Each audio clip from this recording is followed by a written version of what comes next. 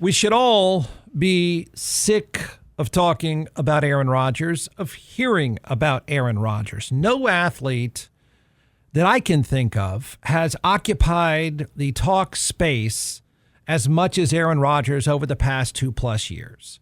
The reason I submit to you that he has occupied the talk space and likes to occupy the talk space is because he is and stands for exactly what our culture craves. It's what drives most interest. Drama. Drama. That's it. We're not sports fans. We're not historians. We're drama fans. He is you know what I think Aaron Rodgers is? He's the Jerry Jones. He's the Jerry Jones of quarterbacks. There. Tell me I'm wrong. He's Jerry Jones minus, 65 years or whatever the case may be. But it's the same mentality, the same construct, the same storyline. I mean, right? I mean, it's easy to complain about. They're easy to make fun of. Man, it takes a lot of space. So I'm going to let me do this for everyone because I think this is a better way of looking at things. Let me offer a way to get away from the easy hot takes because they get to be the hot takes get to be easy. Remember, we're kind of a dumb group of people, so the hot takes flow pretty easily. But let's get away from those, and there's something else here. And this works, I think, with something else that's kind of fun to do, and that is compare and contrast. Everybody loves to say, you love to have lists, you love to debate about quarterbacks, you love to debate about lists of quarterbacks, all that stuff. So let me work that in here. Debate is legacy. And it's not the point of discussion now, because people are caught up in the drama. But I predict his legacy will be a talking point sooner or later. And when the energy runs, and I don't know how long the energy will run out. It could just keep going because this guy is a diva and he likes it. He's Jerry Jones. But sooner or later, we're going to start talking about legacies and comparing him, which I think is pretty interesting. So here's how I'm going to maneuver this discussion. We don't just have a discussion of his football and superstar legacy, infamous star legacy, but we start comparing him to quarterbacks of his generation. And, I don't know how the exact definition of generations of quarterbacks, but, I think we can work our way through it. Debating him in comparison to his generation of quarterbacks. He is a Hall of Fame player. He has 4 MVPs. He won a Super Bowl in Green Bay. All that stuff is true. And if he doesn't throw another forward pass, he's going into the Hall of Fame. It doesn't matter what happens in New York in terms of his Hall of Fame status. It won't matter. And I mean, if you want to debate that, I guess we can, but I don't think so. And nor should it. He can talk about aliens. He can talk about being abducted by aliens. He can talk about his hatred of Anthony Fauci and Big Pharma, other than his owner, of course, who's Johnson & Johnson. But his love of Bobby Kennedy Jr., he can talk about conspiracy theories. He can do all that jackass stuff that he likes to do and does often and really prefers to do. But he is one of the best quarterbacks to play the game. It's just getting mucked up now by the fact that he's not good now and he's an absolute insufferable diva. But there is a comparison that I think is that's going to bother him when he hears it. It's going to take a while for other people to come up with this, I think. But I think he'll eventually hear this and it's going to bother him. And it probably should, as a player and as a professional. All right, here you go. The greatest quarterbacks of the Aaron Rodgers generation. Okay? And that's these guys that are late 30s, 40-somethings. I have no better definition than that, but this generation is the best quarterbacks of this generation are Tom Brady, Peyton Manning, Drew Brees, maybe Cam Newton. Patrick Mahomes is a different generation, and he's a list of one. He's 20, what is he? Not even 30. Right? So that's this group of Aaron Rodgers generation. Yeah, you can argue about others, which is fine. The first part of the Aaron Rodgers story, career, is a good one. It compares favorably to Peyton Manning, Drew Brees, and Cam Newton. The first run for Aaron Rodgers was very good. That's got him in the Hall of Fame. No matter what kind of flame out happens in New York, no matter how much of a jackass he is in New York, those numbers qualify, no doubt. It's not even arguable. He's got big numbers in a Super Bowl. The second act, though, think about that. The second act, because there have been superstar players. There have been a lot of players that have had second acts. I mean, for instance, people don't even know this, don't remember this. Emmitt Smith had an attempt at a second act.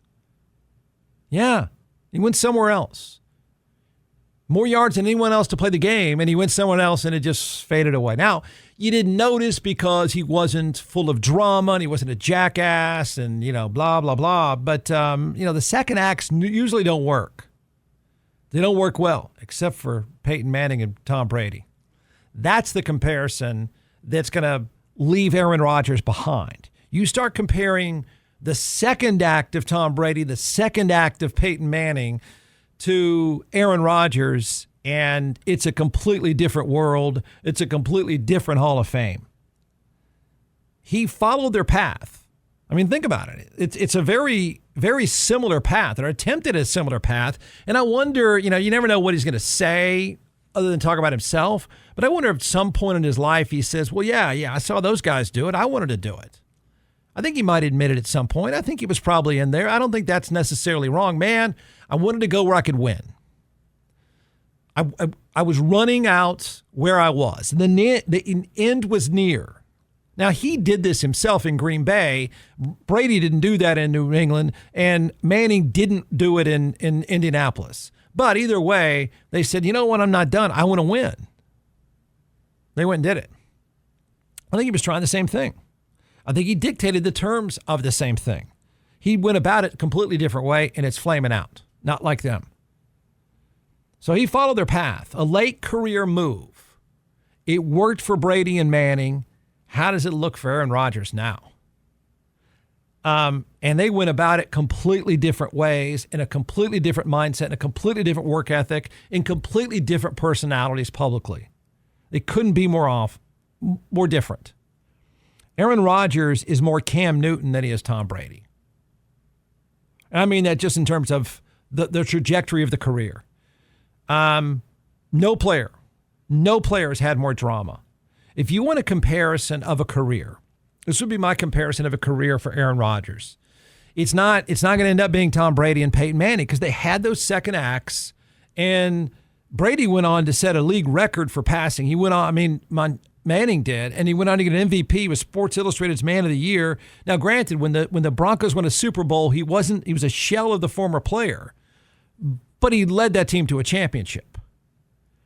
Obviously, Brady turned around and did the exact same thing in Tampa Bay. I mean, it's just ridiculous, their work ethic and what they did, how they changed the franchise. And I really think Aaron Rodgers might have been chasing that, but he's blown it.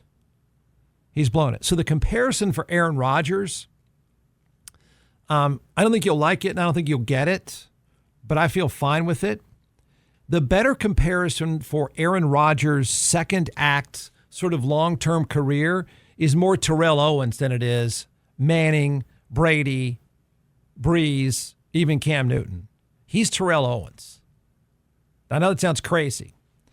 But Terrell Owens, who was a superstar player, I mean, he really was, and an easy guy to dislike, right? He was just a public jackass, but incredible. I think his career was better than Aaron Rodgers in a lot of ways. People just don't acknowledge it because you didn't like him. And I think a lot of white America hated him because he's black. I'll say it.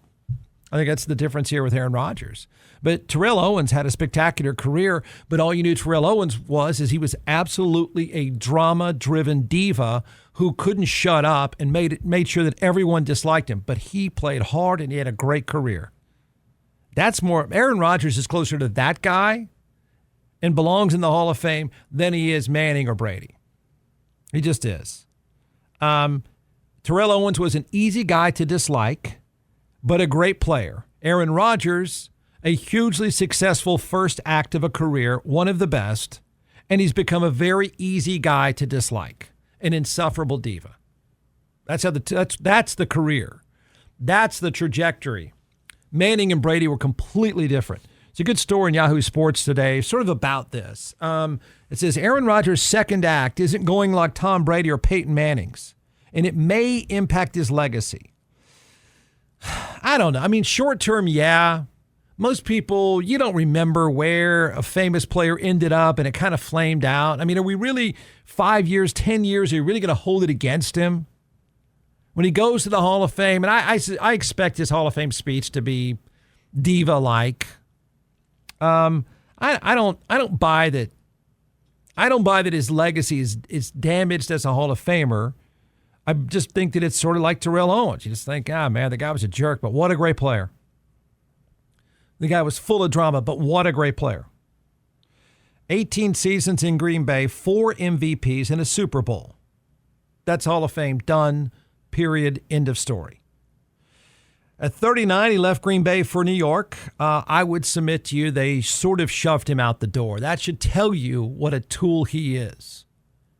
They wanted out of the contract, and they wanted away from him. They knew they could find someone better, and they did. They pulled it off. He leaves Green Bay, follows the path, Yahoo is arguing, of Peyton Manning, who went from Indianapolis to Denver. That's in 2012. He was 36. That was an old 36, man. Guy could hardly move. Brady goes from, as everyone knows, goes from New England to Tampa Bay in 2020 at the age of 42. His 42 is like Aaron Rodgers' 34. Manning and Brady won Super Bowls, made playoff runs in other seasons, and changed the direction, if not the hard-to-define culture of their new franchises. That's completely true, and that's an interesting measurement.